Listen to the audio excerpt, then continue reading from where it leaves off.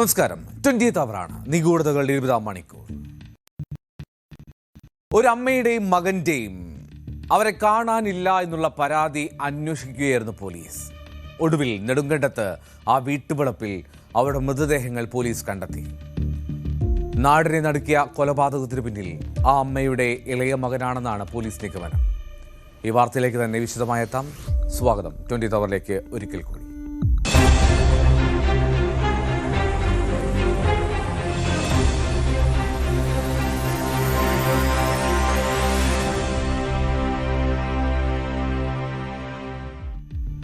അമ്മയുടെയും മകന്റെയും മൃതദേഹങ്ങൾ വീടിന് സമീപം കുഴിച്ചിട്ട നിലയിൽ.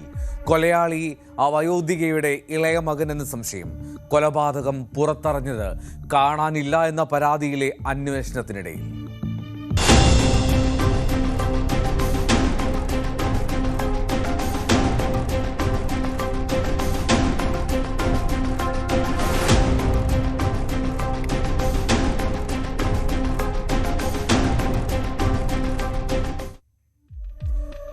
ഇടുക്കി നെടുങ്കണ്ടം പച്ചടി തോട്ടുവാക്കട സ്വദേശിയായിട്ടുള്ള 70 വയസ്സുകാരി പൊന്നുട്ടയിൽ മേരിക്കുട്ടി, അവരുടെ മകൻ 48 വയസ്സുള്ള റജി, ഈ രണ്ടുപേരുടെയും മൃതദേഹങ്ങളാണ് അവരുടെ വീടിന് സമീപം കുഴിച്ചിട്ട നിലയിൽ കണ്ടെത്തിയത്. മേരിക്കുട്ടിയുടെ ഇളയ മകൻ സജി ഈ രണ്ടുപേരെയും കൊലപ്പെടുത്തിയ ശേഷം ആ മൃതദേഹങ്ങൾ മറവ് ചെയ്തതാകാം എന്നാണ് പോലീസിന്റെ നിഗമനം. ഏതാനും ആഴ്ചകളായി മേരിക്കുട്ടിയെയും ഈ മകൻ റജിയെയും കാണാൻ ഇല്ലായിരുന്നു നാട്ടിൽ തന്നെ. അങ്ങനെയാണ് മേരിക്കുട്ടിയുടെ മകൾ നെടുങ്കണ്ടം പോലീസിൽ പരാതിയുമായി എത്തുന്നത്. ആ പരാതിയുടെ അടിസ്ഥാനത്തിലാണ് നെടുങ്കണ്ടം പോലീസ് അന്വേഷണം ആരംഭിച്ചത്. പോലീസ് അങ്ങനെ ഇവരുടെ വീട്ടിലെത്തി പരിശോധന നടത്തി. അപ്പോഴാണ് വീടിന് സമീപത്തുള്ള ആ കൃഷിയിടത്തിൽ മണ്ണിങ്ങനെ ഇളകിക്കിടക്കുന്നത് ശ്രദ്ധയിൽപ്പെടുന്നത്. അങ്ങനെ അവിടെ കൂടുതൽ പരിശോധന നടത്തിയപ്പോൾ ചില മൃതദേഹ അവശിഷ്ടങ്ങൾ കണ്ടെത്തുകയായിരുന്നു. SP പറയും. അപ്പോൾ നമുക്ക് സംശയിക്കുന്നത് അവരെ കൊലപ്പെടുത്തി ഇവിടെ അടക്കം ചെയ്യുന്നൊരു സംശയമുണ്ട്. എക്സ്ഹ്യൂമേഷൻ നടത്തേണ്ടി വരും. കേസ് അത് കൺഫേം ആണെങ്കിൽ നമ്മൾ 308 സെക്ഷൻ ആൾട്ടർ ചെയ്ത് 302 അല്ല 106 103 ആയിട്ട് സെക്ഷൻ ആൾട്ടർ ചെയ്തിട്ട് നമ്മൾ ബാക്കി അന്വേഷണം തുടരും. എനിവേ നമുക്കിവിടെ ഒരാൾ മിസ്സിംഗ് ഉണ്ട്. ആ മിസ്സിംഗ് ആയ ആൾ ഇവരുടെ ഇളയ മകൻ ആയ സജിയാണ്. സജിയെ കണ്ടെത്തുന്നതിന് വേണ്ടി പോലീസ് പല സ്ക്വാഡ് ഉണ്ടാക്കി പല വഴിക്ക് വിടുന്നുണ്ട്. പക്ഷെ പരാതി നമുക്ക് ഇന്നലെയാണ് വന്നേക്കുന്നത്. ഇവരുടെ ഒരു മകളാണ് പരാതിയായിട്ട് വന്നത്. അപ്പോൾ ആ കുട്ടി വേറെ അടുത്താണ് താമസിക്കുന്നത്. അവരോട് ഇന്നലെ വന്നിട്ട് ഇങ്ങനെ സംശയം ഉണ്ടെന്ന് പറഞ്ഞ് പോലീസിൽ വന്നപ്പോഴാണ് നമ്മളതിനെക്കുറിച്ച് നമുക്കൊരു വിവരം കിട്ടുന്നത്. നാട്ടുകാർക്കും ആർക്കും തന്നെ ഇതിനെക്കുറിച്ച് വേറെ അറിവൊന്നുമില്ലായിരുന്നു. ഉന്നത പോലീസ് ഉദ്യോഗസ്ഥരുടെയും പോലീസ് സർജന്റെയും ഒക്കെ സാന്നിധ്യത്തിലാണ് അവിടെ കൂടുതൽ പരിശോധന നടത്തിയത്. ആ പരിശോധനയിൽ 2 മൃതദേഹങ്ങളും അങ്ങനെ കണ്ടെത്തി. ഈ മൃതദേഹങ്ങൾ രണ്ടും അഴുകിയ നിലയിലാണ്. അതായത് ഏകദേശം 15 ദിവസത്തോളം ആ മൃതദേഹങ്ങൾക്ക് പഴക്കമുണ്ട് എന്നാണ് നിഗമനം. പോസ്റ്റ്മോർട്ടത്തിനായി ഇടുക്കി മെഡിക്കൽ കോളേജിലേക്ക് കൊണ്ടുപോയിരിക്കുകയാണ്. റജിയും പ്രതിയെന്ന് സംശയിക്കുന്ന സഹോദരൻ സജിയും ഇരുവരും തമ്മിൽ മദ്യപിച്ച് വഴക്കുണ്ടാക്കുന്നത് പതിവാണ്. സ്ഥിരം പരസ്പരം പ്രശ്നങ്ങൾ ഉണ്ടാക്കുന്ന സഹോദരങ്ങൾ. അയൽക്കാരെയും സഹോദരിയെയും അടക്കമുള്ള ബന്ധുക്കളെ ഇവരെയൊക്കെ വീട്ടിലേക്ക് ഈ 2 പേരും അടുപ്പിച്ചിരുന്നില്ല എന്നാണ് ആ നാട്ടുകാർ പറയുന്നത്.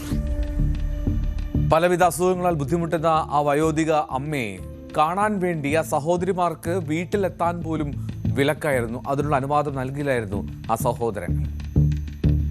ഒരാഴ്ച ആയെന്നാണ് ഞങ്ങൾ പറഞ്ഞത്. പക്ഷേ ഇവിടെ പറയുന്ന കഴിഞ്ഞ 9 തൊട്ട് കാണുന്നില്ല പറഞ്ഞു. 9 തൊട്ട് നമുക്കറിയില്ല ശരിക്കും. ഈ സംശയം തോന്നിൻ്റെ പേരിലാണ് നമ്മൾ ഈ അമ്മേനെ 2 വർഷം മുന്നേ ഞാൻ തേനി കാണാൻ കൊണ്ട് ചികിത്സിച്ച് പോയത്. ഈ 2 പേരും തമ്മിൽ എപ്പോഴും കള്ളുകൂടിയും അലമ്പുവാണ് ചേട്ടന്മാർ. ഞങ്ങളെ ഇങ്ങനെ അടുപ്പിക്കൽ കയറത്തി 2 പേരും കയറത്തില്ല. വഴക്കും ഒക്കെയാണ് തമ്മിൽ അങ്ങോട്ട് അടിയും ഇടിയും വെള്ളമൊക്കെയാണ്. ഞങ്ങളെ കയറി ഞങ്ങളൊന്നും വരാറുമില്ലായിരുന്നു.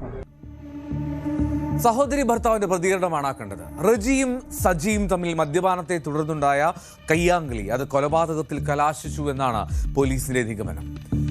പ്രതി എന്ന് കരുതുന്ന സജി അയാൾ കഴിഞ്ഞ ദിവസം വരെ ആ വീട്ടിലുണ്ടായിരുന്നു. ഈ പോലീസ് സംഘം കഴിഞ്ഞ ദിവസം ആ പ്രദേശത്തെത്തിയപ്പോൾ മുതലാണ് ഇയാൾ ഒളിവിൽ പോകുന്നത്. സജിയെ കണ്ടെത്താൻ വേണ്ടി പോലീസ് അന്വേഷണം ഊർജിതമാക്കിയിട്ടുണ്ട്. അയാളുടെ ഫോൺ സ്വിച്ച് ഓഫ് ആണെന്നാണ് പോലീസ് പറയുന്നത്.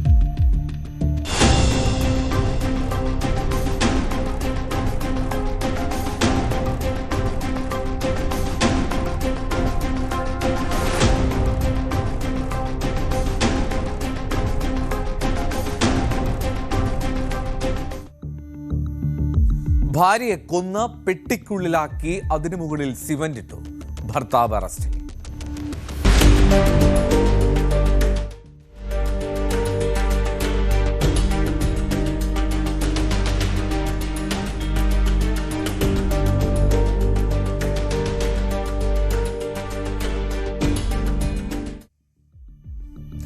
ഗുജറാത്തിലെ സൂറത്തിലാണ് 39-കാരിയുടെ മൃതദേഹം ഒരു മരത്തിന്റെ പെട്ടിക്കുള്ളിൽ ഒളിപ്പിച്ച് അതിനു മുകളിൽ സിമന്റിട്ട നിലയിൽ കണ്ടെത്തുന്നത്. SMIM ഈ മെഡിക്കൽ കോളേജ് ആശുപത്രിയിലെ ഡയറ്റീഷ്യനാണ് കൊല്ലപ്പെട്ട ആ പെൺകുട്ടി. അവളുടെ പേര് ശില്പ എന്നാണ്. ശില്പയെ കൊലപ്പെടുത്തിയ ശേഷം പൂർണ്ണമായിട്ടും ആ തെളിവുകൾ ഇല്ലാതാക്കാൻ വേണ്ടിയിട്ടാണ് അവളുടെ ഭർത്താവ് ആ മൃതദേഹം മരപ്പെട്ടിക്കുള്ളിൽ ഒളിപ്പിച്ച് ഇട്ട ശേഷം സിമന്റ് ഇട്ട് ഉറപ്പിച്ചത്. പ്രതിയുടെ പഴയ ഒരു വീട്ടിൽ ഈ പെട്ടി ഒളിപ്പിച്ചു വെച്ചു. ഏപ്രിൽ 20-നായിരുന്നു സംഭവം. തുടർന്ന് ഭാര്യയെ കാണാനില്ല എന്ന് ചൂണ്ടിക്കാട്ടി അയാൾ തന്നെ പോലീസിൽ പരാതി നൽകി. പിന്നീട് പക്ഷേ ഈ പ്രതി തന്നെ കൊലപാതകമാണ് എന്ന് സൂചന തരുന്ന തരത്തിലുള്ള ചില കാര്യങ്ങൾ ഒരു കത്ത് വഴി പുറത്തുവിട്ടു. അയാളുടെ മകന്റെ വഴിയാണ് ബന്ധുക്കളിലേക്ക് ആ കത്തെത്തിച്ചത്. 2010-ലാണ് ശില്പയും വിശാലും വിവാഹിതരാവുന്നത്. രണ്ടുപേർക്കും 18ഉം 13ഉം വയസ്സുള്ള 2 കുട്ടികളുണ്ട്. വളരെ സമാധാനപൂർണ്ണമായിരുന്നു അവരുടെ ജീവിതം ആദ്യം. എന്നാൽ പിന്നീട് മെല്ലെ മെല്ലെ സാഹചര്യങ്ങൾ മോശമാകാൻ തുടങ്ങി. നിരന്തരം ഭാര്യയുമായി താൻ വഴക്കിട്ടു, തർക്കത്തിലായിരുന്നു എന്നൊക്കെ ആ കത്തിൽ പറയുന്നുണ്ട്. ഈ കത്തിൽ അയാൾ തൻ്റെ ഭാര്യയുടെ മൃതദേഹം എവിടെയാണ് വച്ചിരിക്കുന്നത് എന്നുള്ള സൂചനയും നൽകിയിരുന്നു. കത്ത് കിട്ടിയ മകൻ ആ വിവരം ബന്ധുക്കളെയാണ് ആദ്യം വാട്സപ്പ് വഴി അറിയിച്ചത്. തൊഴിൽ നഷ്ടപ്പെട്ടതോടുകൂടിയാണ് ഇയാളും ഭാര്യയും തമ്മിൽ തർക്കം തുടങ്ങിയത് എന്നാണ് പോലീസ് പറയുന്നത്. वहाँ पे जाके जब पुलिस ने चेक किया तो वहाँ से एक डेड बॉडी बरामद हुई थी. वो उसकी वाइफ शिल्पा विशाल सालवी की थी. शिल्पा के पेरेंट्स को बुला के अभी फरियाद दर्ज किया गया है सलाबतपुरा थाने में. और उसका हस्बैंड है वो मर्डर करके अभी भाग चुका है. FSL की टीम भी वहाँ पे स्थल पे मौजूद है और आगे की हमारी इन्वेस्टिगेशन चालू है. ആദ്യഘട്ടത്തിൽ ശില്പ പുറത്തുപോയി എന്നൊക്കെയാണ് വീട്ടുകാരെ ഇയാൾ പറഞ്ഞു വിശ്വസിപ്പിച്ചിരുന്നത്. സംശയം തോന്നിയ ശില്പയുടെ ബന്ധുക്കൾ നിരന്തരം ചോദ്യങ്ങൾ ചോദിച്ചുകൊണ്ടേയിരുന്നു. അപ്പോൾ അവൾ ആശുപത്രിയിൽ പോയി. ആ പോയ ശേഷം അവൾ തിരിച്ചു വന്നില്ല എന്ന് മറുപടി നൽകി. അങ്ങനെ ഈ ശില്പയുടെ ബന്ധുക്കൾ, ഛത്തീസ്ഗഡിലാണ് അവളുടെ ബന്ധുക്കളുള്ളത്, അവിടെ നിന്ന് സൂറത്തിലേക്ക് എത്തി അവിടെ പോലീസിനെ കണ്ട് പരാതി അറിയിക്കുകയായിരുന്നു. ഏറ്റവും ഒടുവിലാണ് ഗത്യന്തരമില്ലാതെ ഇയാൾ ഒരു കത്തെഴുതി മൃതദേഹത്തെക്കുറിച്ചുള്ള സൂചന നൽകിയത്. ആ കത്തിലെ വിവരത്തിൻ്റെ അടിസ്ഥാനത്തിൽ പോലീസ് വീട്ടിലെത്തി പരിശോധിച്ചപ്പോഴാണ് ശില്പയുടെ ഏതാണ്ട് 5 ദിവസം പഴക്കമുള്ള മൃതദേഹം ഒരു മരപ്പെട്ടിക്കുള്ളിൽ സിമൻ്റൊക്കെ ഇട്ട് ഉറപ്പിച്ച നിലയിൽ കണ്ടെത്തുന്നത്. സംഭവത്തിൽ പ്രതിയെ പോലീസ് അറസ്റ്റ് ചെയ്തു. റിമാൻഡിലാണ്.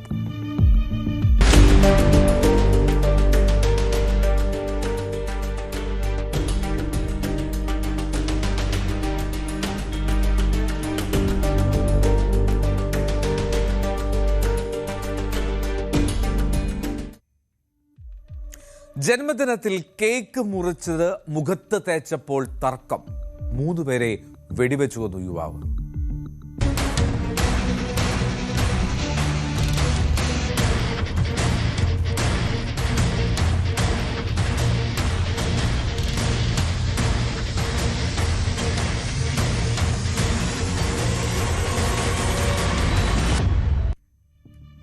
ഉത്തർപ്രദേശിലെ ബുലന്ദ് ഷഹറിൽ കഴിഞ്ഞ ദിവസം രാത്രി നടന്ന സംഭവമാണ്. ഈ മുഖത്ത് കേക്ക് തേച്ചതിനെ ചൊല്ലിയുണ്ടായ തർക്കം അതാണ് 3 പേരുടെ കൊലപാതകത്തിൽ കലാശിച്ചത്. അമർദീപ്, മനീഷ്, ആകാശ് എന്നീ 3 പേരാണ് വെടിയേറ്റ് മരിച്ചത്. ഒരു ജിമ്മിലായിരുന്നു ഈ ബർത്ത്ഡേ പാർട്ടി. ആ ജിമ്മുടമയായിട്ടുള്ള ജീതു സൈനിയുടെ തന്നെ ജന്മദിനമായിരുന്നു. ആ ജന്മദിനാഘോഷത്തിനിടെയാണ് പ്രശ്നങ്ങൾക്കൊക്കെ തുടക്കമാകുന്നത്. കേക്ക് കെട്ടിയതോടുകൂടി ഈ ജീതുവിൻ്റെ സുഹൃത്തായിട്ടുള്ള അമർദീപ് സൈനി വളരെ തമാശയായി അയാളുടെ മുഖത്ത്, ജീതുവിൻ്റെ മുഖത്ത് ആ കട്ട് ചെയ്ത കേക്കിൻ്റെ ക്രീം തേച്ചു.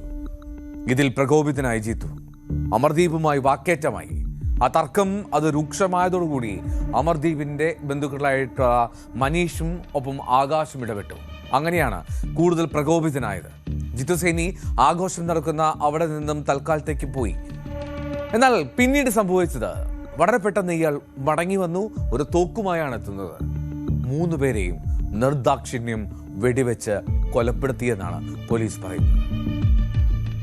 रिलेटेड कुछ बातें यहाँ पे बताई गई है। हालांकि अभी पुलिस यहाँ पे पहुंची है, स्थानीय पुलिस जो है आसपास भी चेक कर रही है, टीमें गठित हो गई हैं, धरपकड़ के लिए भी गठित हो गई हैं, सीसीटीवी देखने के लिए भी गठित हो गई हैं और ऑफिसर्स को कार्य वितरण करते हुए अभी इसके वर्कआउट के लिए लगे हुए। फील्ड यूनिट मौके पर है, उनके द्वारा कुछ साक्ष्य इकट्ठा यहाँ पर किए गए हैं जिनका विश्लेषण अलग से किया जाए। आगे जो भी प्रगति होती है वो समय से आप लोगों को अवगत करा दिया जाएगा। फिलहाल आपस में कोई अनबन हुई है, किसी बात को लेकर झगड़ा हुआ है ऐसा बताया गया है और एग्जैक्ट मोटिव क्या है ये अनावरण के बाद आपको पूरी तरह से खुलासा करते हुए उसको बताएंगे। ആ വെടിയേറ്റ ഉടനെ 3 പേരെയും അടുത്തുള്ള ആശുപത്രിയിൽ എത്തിച്ചു. പക്ഷേ മരണം സംഭവിച്ചുവെന്നാണ് ഡോക്ടർമാർ വിധി എഴുതിയത്. ആ കൊലപാതകത്തിന് ശേഷം പ്രതിയായിട്ടുള്ള ജിത്തു സൈനിയും അയാളുടെ കൂട്ടാളികളും സ്ഥലത്തു നിന്ന് രക്ഷപ്പെട്ടു. ഈ സംഭവം നടന്ന ആ ജിമ്മിൽ ഫോറൻസിക് സംഘമെത്തി പരിശോധന നടത്തി തെളിവുകൾ പരമാവധി ശേഖരിച്ചിട്ടുണ്ട്. കൊലപാതകത്തിന് പിന്നിൽ മറ്റെന്തെങ്കിലും കാര്യങ്ങളുണ്ടോ ഈ കേവല തർക്കത്തിനുമപ്പുറം എന്നുള്ളതും പോലീസ് അന്വേഷിക്കുന്നു. ഇനി ആരൊക്കെയാണ് ഈ കൊലപാതകത്തിൽ ഈ പ്രതിയെ സഹായിച്ചിട്ടുള്ളത് എന്നും പോലീസിന്റെ അന്വേഷണ പരിധിയിലുണ്ട്. പ്രതികളെ പിടികൂടാൻ 6 പേരടങ്ങുന്ന പ്രത്യേക സംഘത്തെയാണ് പോലീസ് രൂപീകരിച്ചിരിക്കുന്നത്. അവിടുത്തെ CCTV ദൃശ്യങ്ങൾ കേന്ദ്രീകരിച്ചാണ് പ്രധാനമായും ഇപ്പോൾ അന്വേഷണം.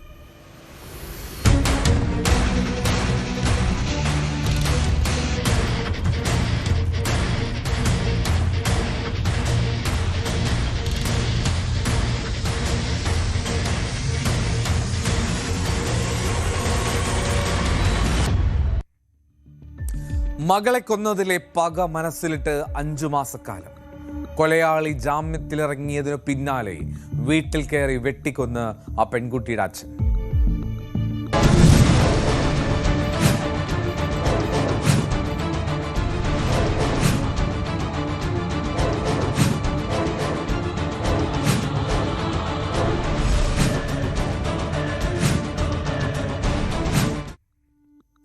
നമ്മുടെ തൊട്ടടുത്തുള്ള സംസ്ഥാനമായ തമിഴ്നാട്ടിൽ അവിടെ തഞ്ചാവൂരിലാണ് ഈ സംഭവം. മെലകലക്കുടി സ്വദേശിയായിട്ടുള്ള അജിത് കുമാറിനെയാണ് 30 വയസ്സാണ് അയാൾക്ക് വീട്ടിൽ കയറി വെട്ടിക്കൊന്നത്.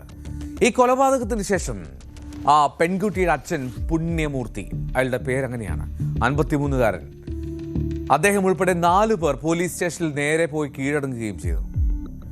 തഞ്ചാവൂരിൽ അലങ്കുടിയിലെ ദ്രാവിഡർ വെൽഫെയർ പ്രൈമറി സ്കൂളിലെ താൽക്കാലിക അധ്യാപികയായിരുന്നു ഈ കാവ്യ എന്ന പെൺകുട്ടി. 26 വയസ്സായിരുന്നു കൊല്ലപ്പെടുമ്പോൾ അവളുടെ പ്രായം. അവളെ കൊന്നതിലുള്ള പ്രതികാരമാണ് അച്ഛൻ പുണ്യമൂർത്തി ഈ പ്രതിയെ കൊന്നതുവഴി തീർത്തത്. പ്രണയത്തിൽ നിന്ന് പിന്മാറിയതിൻ്റെ വൈരാഗ്യത്തിലായിരുന്നു അജിത് കുമാർ അധ്യാപികയായിട്ടുള്ള കാവ്യയെ അന്ന് കൊല്ലുന്നത്. 2025 നവംബറിലായിരുന്നു കൊലപാതകം.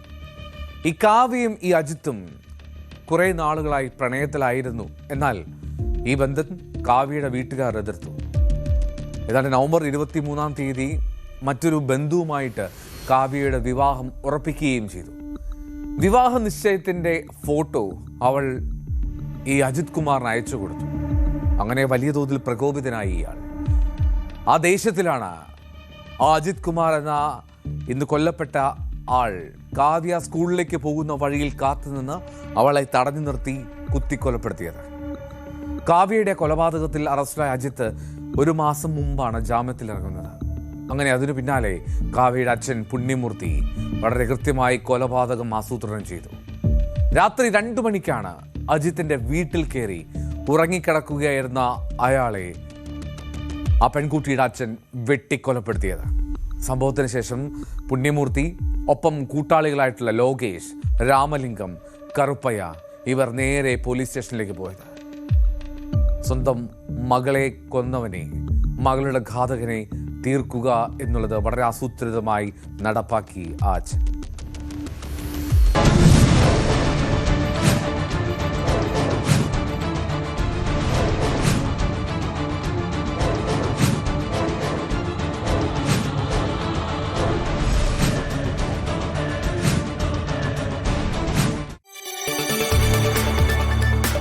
കൂടുതൽ വാർത്തകൾക്ക് news 18 Keralam YouTube channel subscribe ചെയ്യുക.